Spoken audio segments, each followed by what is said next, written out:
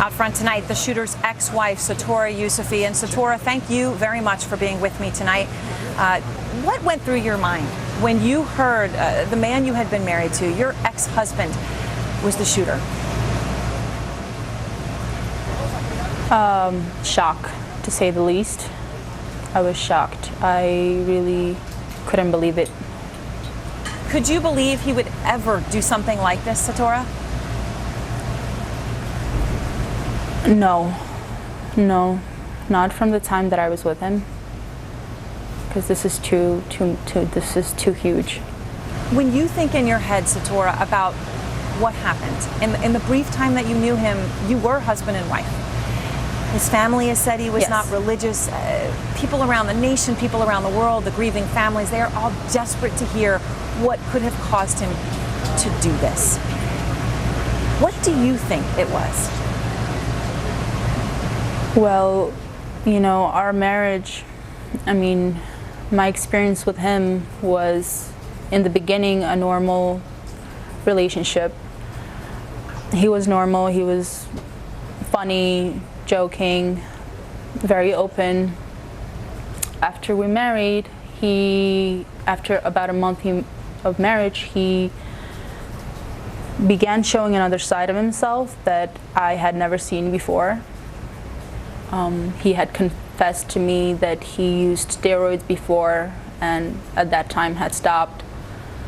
And after that, I started noticing his emotional instability, that he would get angry.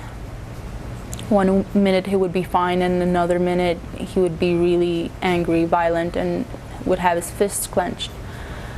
And in the beginning I thought maybe it was just that, and that was just part of his personality, and you know, he's just a very difficult person. But then these incidents began evolving into physical abuse towards me, and so, you know, the reason why I was actually rescued is because we saw that he was not stable as a person to be with another person, because he was abusing me.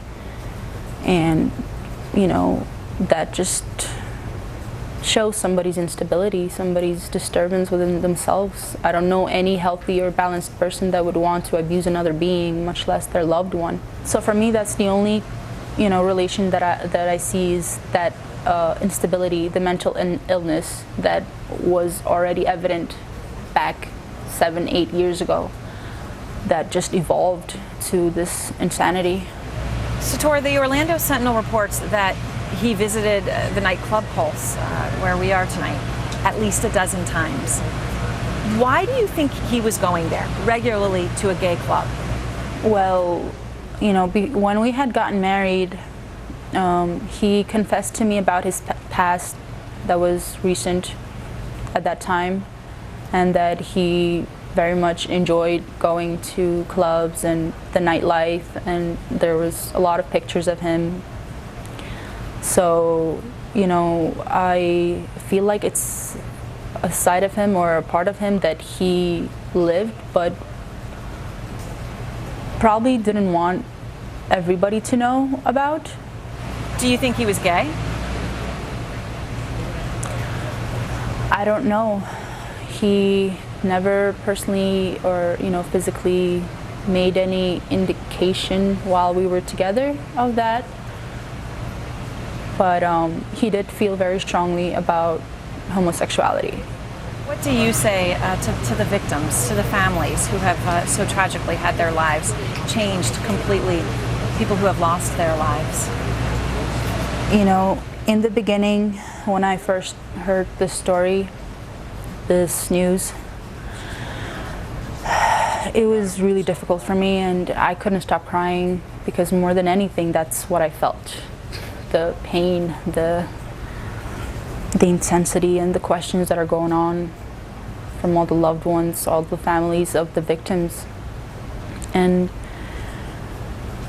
it took a lot, but I knew that if I would share my experience and maybe share some light and some insight to them, knowing and trying to understand why anybody would do this, that maybe it could help their healing process, because I feel for all of you and I pray every day for all the souls that are transitioning and everybody that is healing. Satora, thank you so much. You're welcome. Thank you. Hey guys.